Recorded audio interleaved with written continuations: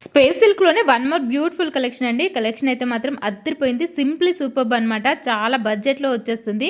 So, fabric వచ్చేసి మనకు space silk అయితే ఉంటుంది. వర్క్ డీటెయిలింగ్ కూడా చూసుకోండి నీట్‌గా అయితే ఉంటుందనమాట. మధ్య మధ్యలో పర్ల్స్ కూడా వస్తాయి. ఆల్ ఓవర్ శారీ అంతా కూడా ఈ విధంగా బూటీస్ అయితే వస్తాయండి.